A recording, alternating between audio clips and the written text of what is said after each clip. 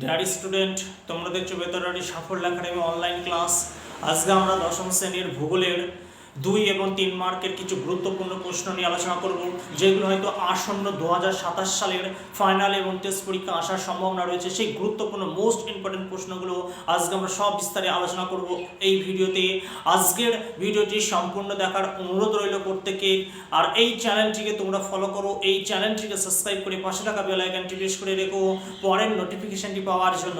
চলো এবার আমরা শুরু করছি, আমাদের মূল টপিকে আসছি। দেখো আজ আমাদের মূল টপিক হচ্ছে কি ভূগোল। ভূগোলের প্রথম প্রশ্ন দেখো কি বলছে, এলিনো কি। এটি কিন্তু 2 এবং 3 নম্বরের জন্য মোস্ট ইম্পর্টেন্ট একটি প্রশ্ন।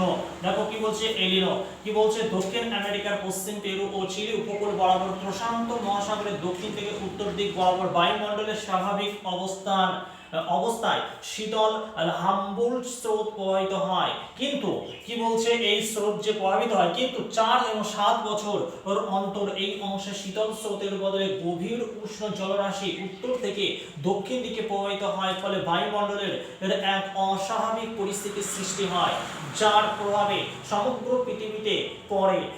সমুদ্রের স্রোতের এই অস্বাভাবিক পরিবর্তনের ঘটনা কি বা এই অস্বাভাবিক পরিবর্তনকে বলা হচ্ছে এলিনো। বোঝা গেছে? প্রশ্নটি প্রত্যেকে খুব ভালো করে তৈরি করে রেখো।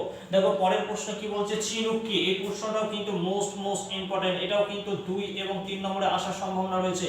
দেখো কি বলছে, চিনুক কি। চিনুক একটি স্থানীয় বায়ু, রকি পর্বতের উত্তর পূর্ব ঢালে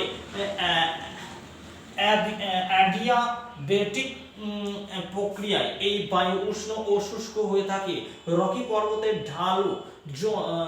ঢালে জমে থাকা বরফ এই বায়ুর প্রভাবে গলে যায় বলে এই বায়ুকে তুষারভক্ষক বা চিনুক বায়ু বলে। বোঝা গেছে? তাহলে কোশ্চেন আসতে পারে চিনুক বায়ুর আর এক নাম কি, সেটা হচ্ছে তুষারভক্ষক বায়ু। এটা প্রত্যেকেই মনে রাখবে। বা প্রশ্নটি এরকম ভাবেও দিতে পারে যে তুষারভক্ষক বায়ুর আর এক নাম কি, সেটা হচ্ছে চিনুক বায়ু। বোঝা গেছে?